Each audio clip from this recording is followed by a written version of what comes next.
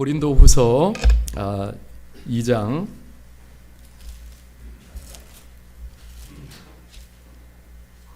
12절에서 17절 말씀.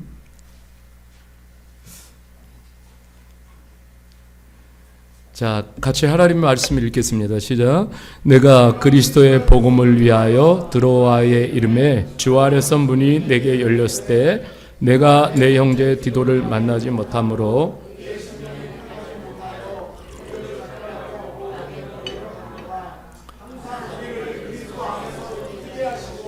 우리로 말미암아 각처에서 그리스도를 아는 냄새를 나타내시는 하나님께 감사하노라. 우리를 구원받는 자들에게나 망하는 자들에게나 하나님 앞에서 그리스도의 향기니 이 사람에게는 사망으로부터 사망에 이르는 냄새요 저 사람에게는 생명으로부터 생명에 이르는 냄새라. 누가 이를 감당하리요? 우리는 수많은 사람들처럼 하나님의 말씀을 혼잡하게 하지 아니하고 곧 순전함으로 하나님께 받은 것 같이 하나님 앞에서와 그리스도 안에서 말하노라. 아멘. 네, 오늘 말씀의 제목은 죽은 꽃은 향기가 나지 않는다. 네, 같이 해볼까요? 죽은 꽃은 향기가 나지 않는다. 제가 이렇게 최근에 고린도 전후서를 이렇게 공부하면서 한 학자가 고린도 교회를 이렇게 표현을 하더라고요. 바울 사도가 이렇게 자신의 머리를 쥐어뜯게 만드는, 그러니까 정말 너무너무 힘들어서 머리를 쥐어뜯고 고린도 교회를 생각하면 머리를 쥐어뜯게 되고, 그리고 실제 나이보다 더 늙게 만든, 그 교회가 바로 이제 고린도 교회라는 거예요. 그러니까 고린도 교회가 얼마나 이렇게 문제가 많고 아픔이 많고 연약함이 많은 교회였는지 이제 우리가 또 알게 됩니다. 제가 이제 사실 이렇게 준비한 게 많아요. 그래서 오늘 1차에 우리 까웅까웅 형제를 통해서 이렇게 은혜를 또 받아서 그래서 제가 이제 오늘 말씀을 이렇게 요약해서 전하려고 합니다. 자, 우리가 이 고린도 교회를 이제 우리가 이렇게 다 알아요. 어떤 교회인지.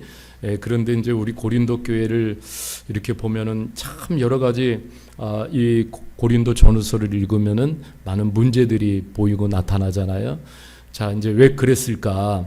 그런데 자, 보면은요, 교회는 항상 이 복음으로 무장되지 않으면 저와 여러분들도 마찬가지예요.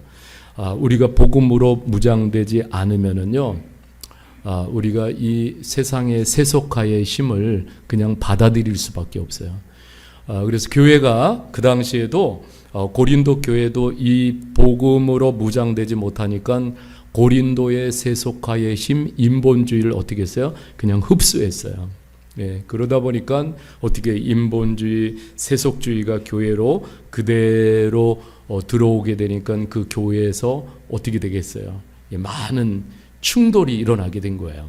영적인 충돌이, 가치 충돌이 일어나게 된 것이죠. 그래서 이 바울 사도는 사실 고린도 교회에서 18개월 머물면서 복음을 전했단 말이에요. 그런데 정말 하나님이 아굴라와 브리스길라라는 천군만마와 같은 동역자를 예비해 놓고 계셨어요. 그렇기 때문에 그나마 고린도 지역에서 이렇게 교회를 복음을 전하고 세울 수 있는 그러한 기회가 된 것이죠. 그래서 동역자라는 것은 너무너무 중요합니다. 그래서 고린도 전후서를 갖다가 어떤 학자는 눈물의 서신이라고 그래요. 눈물의 서신. 그러니까 바울 사도가 많은 눈물을 흘리면서 이 성경을 또 기록하고 고린도 교회를 위해서 기도를 드렸어요. 고린도후서 2장 4절에 볼게요. 고린도후서 2장 4절.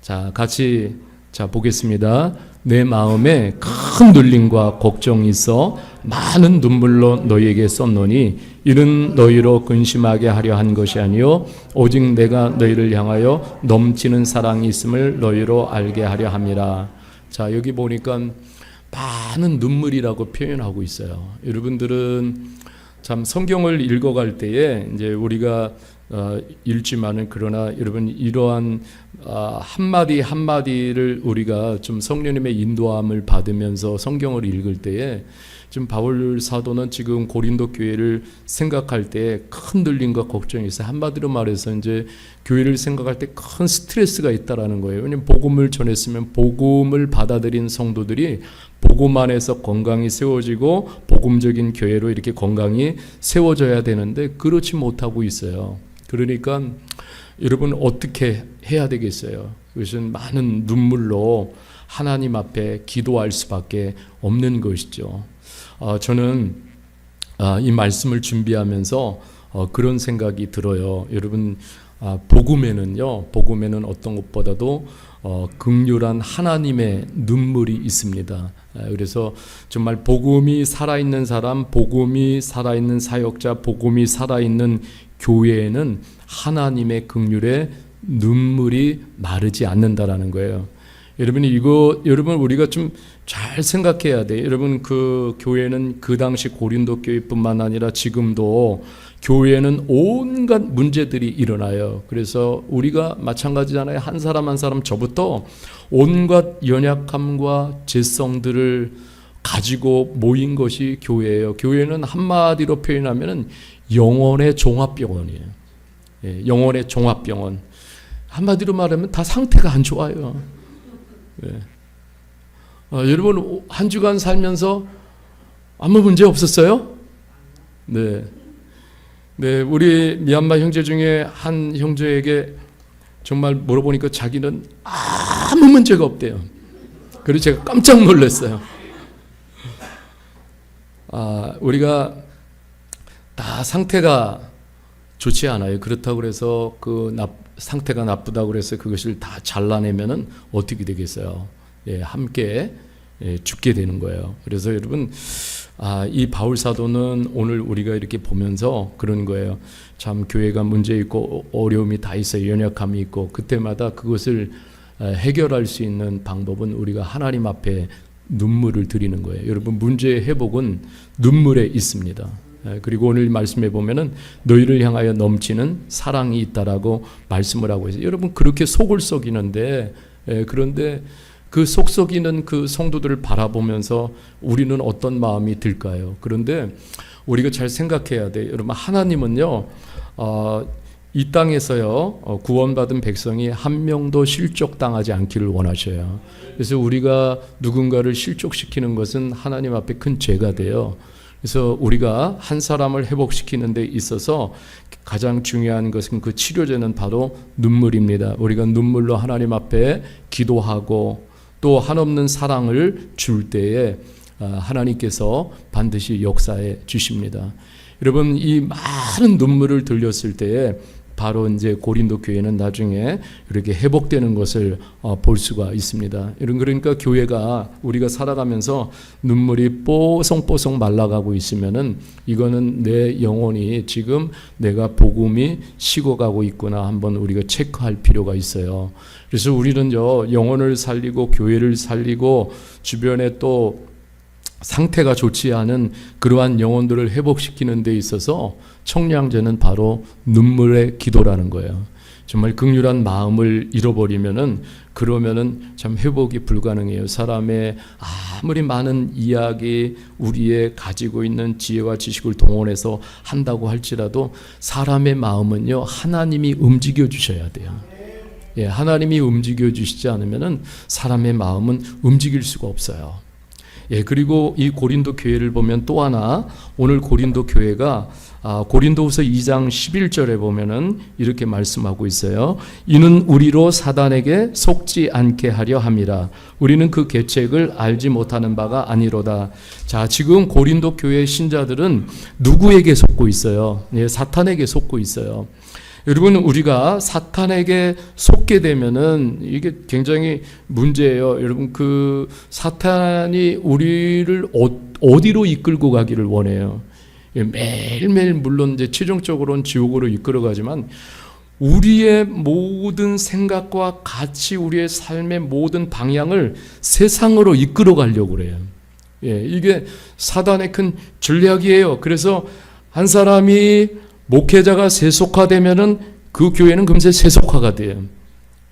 그러니까 걷잡을 수 없이 사단은 교회가 세속화되고 목회자 성도들이 세속화되는 것을 너무너무 즐겨하고 있어요. 그래서 여러분, 그리스도를 쫓는 것을 우리가 놓치면은 반드시 사단은 우리를 세속화로 이끌어가게 되고, 교회에 우리가 영적으로 우리가 또 복음으로 무장하지 않으면 사탄이 들어오고 세상이 들어와요, 교회로. 근데 그 들어오는 것들도 우리는 잘 알지 못해요. 어느샌가 보면은 그렇게 세상의 그러한 세속화가, 그 세상의 가치와 생각들이 교회 안에 더 많이 지배하는 것을 또 보게 되는 것이죠. 여러분, 고린도 교회 안에 신자들에게 또 하나는 뭐냐면은 십자가의 렌즈가 사라진 거예요. 여러분, 고린도전서 1장 18절에 보면은 그래서 십자가를 말씀하는데, 십자가의 도가 멸망하는 자들에게는 미련한 것이요 구원을 받는 우리에게는 하나님의 능력이라. 아멘. 십자가의 렌즈가 사라지면은 어떤 일이 일어나냐면요, 되는 게 없어요. 자, 그래서 십자가의 렌즈가 우리 안에서 사라지면은 사람이 금세 교만해지고요, 그리고 내가 하고 싶은 대로 살고 싶은 대로 살려고 하는 마음이 더 커져요. 그리고 영적 원리가 너무너무 우습게 보여요. 그래서 여러분, 우리가 십자가의 렌즈를 잃어버리면 성도와 성도를 볼 때, 영혼 사람을 볼 때에 긍휼함이 보이지 않아요. 영혼이 불쌍해 보이고 영혼의 상태가 보여야 되는데, 십자가의 렌즈가 빠져버리면은 그러면 사람이 미운 대로 그대로 보이고 싫은 대로 싫은 대로 보이고, 그리고 자꾸 안 좋은 것만 이렇게 보려고 그래요. 이것은 다 같이 그래서 망하는 노선을 따라가는 거예요. 그래서 바울 사도는 오늘도 이 십자가의 도가 멸망하는 자들이, 그래서 십자가를 굉장히 강조하고 있어요. 그것은 뭐냐면 고린도 교회요, 십자가를 중심에 품으라는 거예요. 예, 교회가 십자가를 중심에 품지 않으면은 어떤 일이 일어나겠습니까? 그 마음 중심을 다른 것들이 지배하고, 그리고 그것을 우상으로 만들어 버리는 거예요. 여러분, 십자가의 능력이신 그리스도를 놓치지 않기를 원합니다. 왜 이게 중요하냐면, 그리스도를 놓치면은요, 다 우리는요, 누가 주인이 되냐면은, 누가 주인이 돼요? 다 자기가 주인이 돼요. 여러분, 이게 가장 큰 사람의 죄성이에요. 자기가 주인 되는 거, 자신이 주인 노릇하는 거, 자신이 모든 결정권을 가지고 다 삶을 결정해 가는 것. 여러분, 이것이 바로 인간에게 있어서 가장 큰 죄성이라는 것을 우리가 기억해야 될 줄 믿습니다. 그래서 우리 공동체 안에서도요, 십자가의 렌즈가 살아있기를 바랍니다. 그리고 십자가의 렌즈가 빠진 분들은 다시 십자가의 렌즈를 끼워야 돼. 이게 흐릿흐릿하게 지금 보이고 그러면 갈라디아 교인들처럼 그런 거예요. 너희 앞에 처음에는 십자가가 그렇게 밝히 보였는데 지금은 안 보이는 거예요. 왜? 십자가의 렌즈가 빠져버렸어요. 그런데 여러분, 우리가 신앙생활 하면서 그래요. 십자가의 렌즈가 빠져버렸는데 그 렌즈로다가 계속해서 바라보고 있어요. 어떤 일이 일어나겠습니까?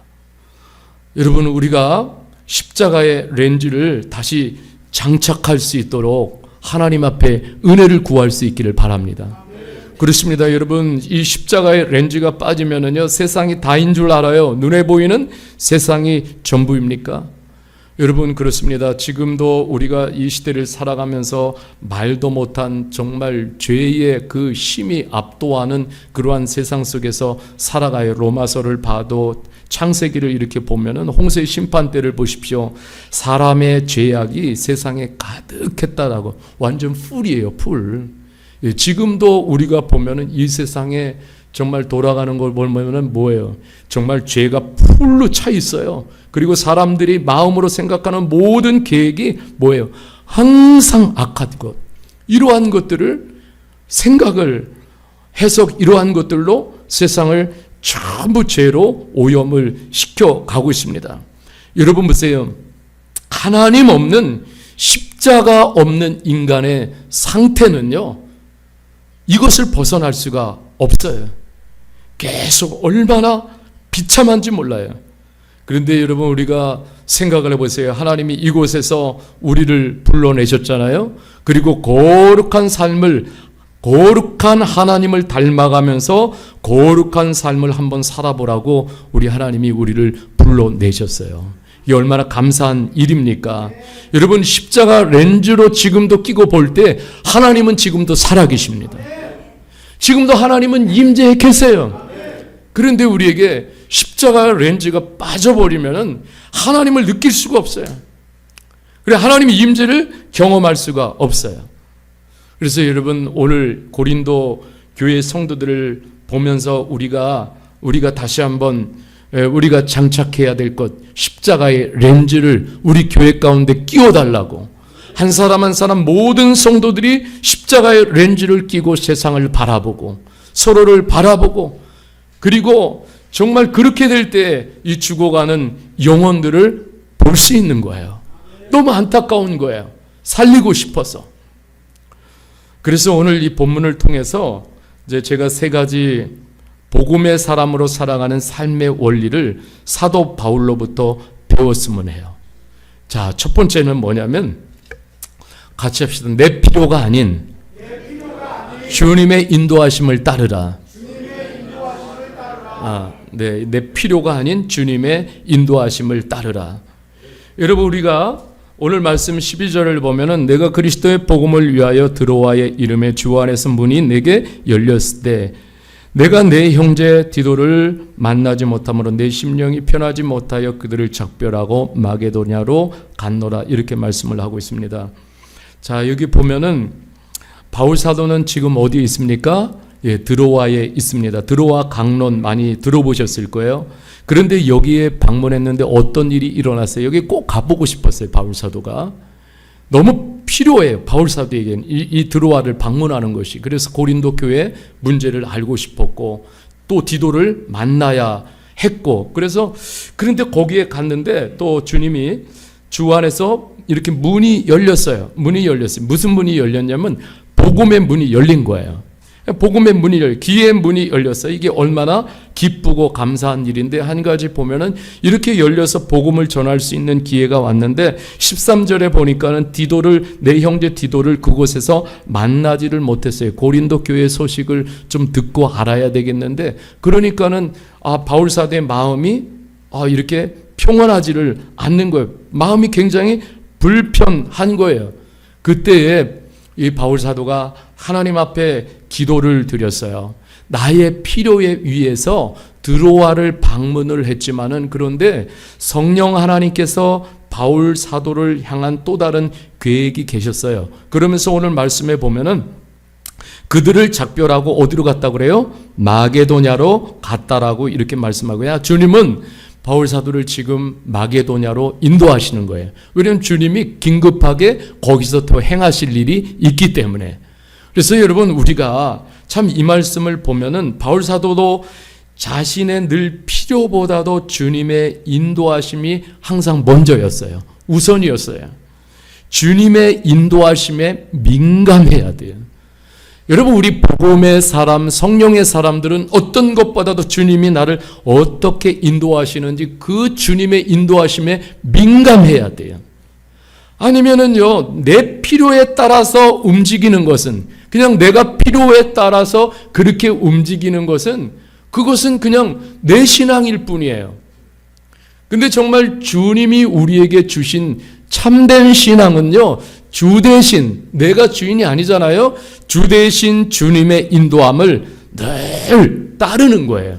그 주님의 인도하심이 어디에 있는지 늘 귀를 기울이고 있는 거예요. 주님이 어떻게 인도하시는지.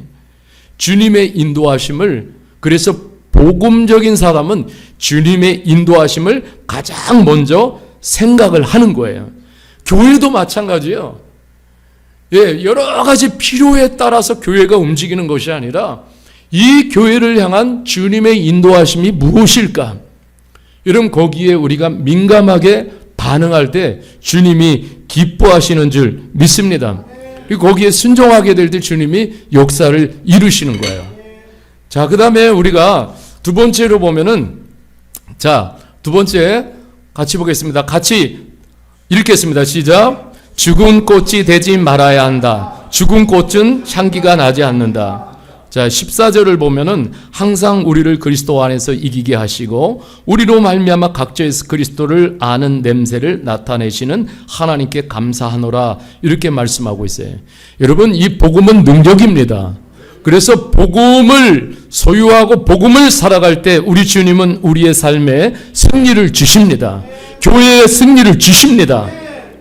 여러분, 그런데 주님의 인도하심을 따라갔더니 어떤 일이 일어나냐면 가는 곳곳마다 그리스도의 향기가 퍼져나갔어요. 이 그리스도의 향기는 무슨 향기예요? 복음의 향기입니다. 여러분, 고린도 교회에 여기 보면은 같이 바라는 소망이 있어요. 14절에 보면 항상 15절에 우리는 이렇게 말씀하고, 우리는 구원받은 자들, 바울 사도들 비롯해서 동역자들 할 것 없이 우리 모든 공동체는요, 공동체에 다 포함하는 거예요. 우리가 구원받은 사람들은 목표가 있어야 돼. 뭐냐면 그리스도의 향기가 되는 거예요. 복음의 향기. 내 안에 복음이 살아있다면 향기가 돼야 될 줄 믿습니다. 제가 이렇게 좀 말씀을 준비하면서요, 향수에 대해서 조금 이렇게 살펴봤어요. 그런데 여러분, 좋은 향수를 얻는데 28g의 향수를 얻는데 장미꽃 얼마가 필요하냐면 40kg이 필요하대요. 그러니까 장미꽃 40kg을 꽉 짜내야 28g의 향수가 나오는 거예요. 자, 여러분, 예수님께서 십자가에서 자신의 몸을 십자가에 내어드리고, 그리고 완전히 그 십자가의 형틀에서 자신의 몸을 다 고통 가운데 짜내셨어요. 여러분, 이것이 바로 뭐냐면 구원의 향기가 된 거예요. 그래서 여러분, 참 여기서 중요한 것이 뭐냐면은 우리가 복음을 가진 사람들은요, 예수님이 정말 자신의 피 한 방울까지 전부 짜내셔가지고 희생 제물이 되셔서 우리가 구원을 받게 됐어요. 구원받은 자녀가 되어졌잖아요. 여러분, 여기서 굉장히 중요한 것은 이 짜내는 고통이 바로 뭐냐면 예수님의 희생이에요. 희생, 영어로는 sacrifice. 그래서 제사도 되고 희생도 되고 그래요. 그러면은 여러분, 우리가 자 보세요. 복음을 받았어요. 여러분, 복음 다 들어있죠? 예, 예수님의 살아있는 복음 다 들어있잖아요. 그러면 이 복음이 있다라는 말은 뭐냐면 가장 예수님에게 있어서 고귀한 향기는 어떤 향기냐면은 같이 해봅시다. 희생의 향기. 희생 알아요? sacrifice. 희생의 향기. 그래서 여러분, 자 보세요. 여기서 저는 이 말씀을 보면서 이런 말씀이, 우리가 희생 없는 신앙생활은 그냥 종교생활이에요. 희생 없는 생활은 뭐예요? 그냥 종교생활이에요. 예, 여러분, 이 희생의 의미를 안다라면은 여러분, 종교생활에는 그래서 이 향기가 없어요. 복음의 향기가. 희생 없는 종교생활일 뿐이에요. 근데 정말 우리가 복음을 받았으면은 뭐냐면 희생의 향기가 나와야 돼요. 희생해야 돼요. 희생의 가치를 알아야 돼. 희생하니까 무서워요? 네, 그래서 신앙의 향기는 고난과 고통의 틀에서 때로는 견뎌낼 수도 있어야 돼요. 여러분, 이게 복음의 힘이에요. 여러분, 그냥 고난과 고통의 틀이 무섭다고 그래가지고 다 피해버리면은 절대로 그 안에서 진한 복음의 향기, 희생의 향기가 나올 수가 없어요. 여러분, 그러면 아무리 교회를 다녀도 무향이에요. 무향기의 그리스도인. 향기가 안 나요. 어떤 향기? 정말 희생의 향기가 나야 돼요. 여러분, 이게 십자가 복음을 받아들인 성도와 십자가 복음을 받아들인 진정한 교회예요. 교회도 마찬가지예요. 우리가 미얀마 선교하잖아요. 미얀마 선교를 위해서 희생의 향기가 보여지는 그런 실로암 교회가 돼야 돼요. 희생 없이 어떻게 선교가 돼요? 거짓말이에요. 영혼 구원하는데 희생 없이 어떻게 영혼 구원할 수 있어요? 거짓말이에요. 아니, 예수님은 십자가에서 짜내는 고통을 다 참아내셨어요. 그것을 다 드렸어요. 그래서 여러분, 우리가 구원받았잖아요. 하나님의 자녀가 되고 하나님의 사랑을 받게 되고. 여러분, 고린도 교인들은 참 그런 거예요.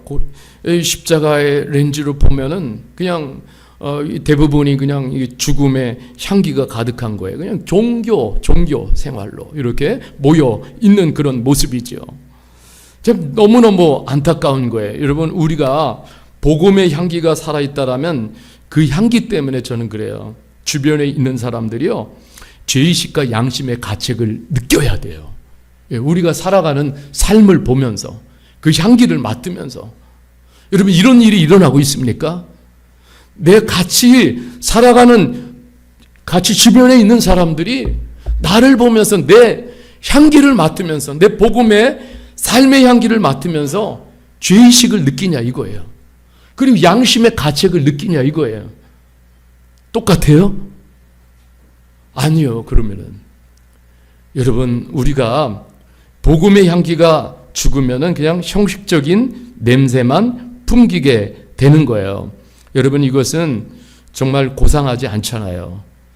제가 지난주 저녁에 집에서 이렇게 있는데 옆집에서 생선을 구워 먹나 봐요. 그런데 생선이 조기가 아닌 것 같아요. 전 조기 냄새를 금세 알아요. 근데 또 고등어 냄새도 알아요, 제가. 그런데 고등어 냄새도 아니에요. 무슨 좀 고약한 냄새가 나요. 그래서 얼른 제가 창문을 다 닫았어요. 그런데 여러분, 우리가 그래요. 내가 그리스도인 하면서 우리가 형식적인 냄새만 풍기면은 주변에 있는 사람들이요, 마음의 창을 다 닫아버려요. 똑같네 그러면서, 그죠? 그러니까 여러분, 죽은 꽃은 악취만 나요. 향기가 없는 거예요. 여러분, 우리 공동체 안에서도 서로 그리스도의 향기를 맡기를 주님의 이름으로 축복합니다. 여러분, 향기가 약해지면은 이거 우리가 점검해야 돼요. 내 안에서 복음이 식어지고 있구나. 그래서 여러분, 이 향기가 우리 안에 그리스도가 막 충만하면은요, 이 생각에서 향기가 납니다. 요즘 제가 보면 까웅까웅 형제는 만날 때마다 제가 보면 fulfilling of Holy Spirit이에요. 네, 생각에서 향기가 나고, 언어가 향기가 나고, 성품이 향기가 나고, 몸짓이 향기가 나고, 눈빛이 향기가 나고. 우리가 웃음도 좀 향기가 났으면 좋겠어요. 좀 웃으면서 삽시다. 큰일 있어요? 아니, 교회 오셔도 왜 전부 무슨 일 있으세요? 좀 웃으면서 향기가 났으면 좋겠어요. 네. 옆 사람 한번 좀 웃어주세요. 네. 좋으십니다. 최고입니다. 한번 해주세요. 좋으십니다. 최고입니다. 네. 그러니까 성경 시대에 향수가 얼마나 귀하겠어요. 귀족들만 사용했을 거예요. 여러분, 그런데 저는 우리 실로암 교회가 오늘 이 시대에 복음을 담은 귀족 교회라고 생각합니다. 향기 폴폴 냅시다. 복음의 향기, 주님의 향기. 여러분, 교회가 크고 작다에 절대로 저울질당하고 그러지 마십시오. 그럴 필요 없어요. 실로암 교회는 주님이 하실 일이 있으셔서 세우셨잖아요. 저는 그래요. 성실하고 신실하면 하늘이 열립니다. 이거는 분명한 영적인 법칙이에요. 오늘 이 시대가 아무리 망가지고 어떻게 거꾸로 돌아갈지라도 이 안에서 신실하게 하나님의 말씀을 붙잡고 주신 사명 성실히 감당하면 반드시 God's time, 하나님의 시간에 하늘이 열립니다. 여러분, 적어도 우리 이런 믿음을 가지고 나갈 수 있기를 바랍니다. 그래서 여러분, 우리 주변 사람들의 곁에 있는 사람들에게도 여러분, 이왕이면 좋은 거 심으십시오. 계속 좋은 거 심으십시오. 그래야 여러분, 우리 삶에도 좋은 열매를 거둡니다. 제가 지난주 한 책을 보는데 네덜란드 나라가 그 국토 면적이 한국의 2분의 1밖에 안 돼요. 예, 굉장히 작은 나라예요. 또 농업 인구는 인구의 7분의 1 수준밖에 안 된대요. 그러니까 농업 인구가 굉장히 작은 거예요. 근데 세계 농업 2위를 자랑하고 있어요. 예, 세계 농업 2위국이에요. 근데 비결이 뭔지 아세요? 근데 이 사람들은요, 좋은 씨앗을 개발하는데 10년간 투자를 한다는 거예요. 그래가지고 이 농업 2위 국가가 된 비결이 뭐냐면 결국 좋은 씨앗을 심기 때문에 거기서 뭘 거두냐면 풍년을 거두는 거예요.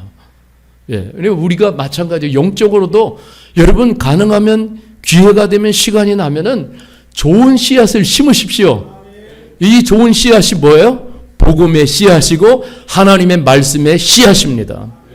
예, 만나는 사람들에게 복음의 씨앗, 하나님의 살아계신 말씀의 씨앗을 심을 수 있기를 바랍니다. 그러면 우리의 삶이 반드시 영적 풍년을 거둘 수 있도록 하나님이 은혜를 주실 줄 믿습니다. 우리 미얀마 형제자매들도 마찬가지예요.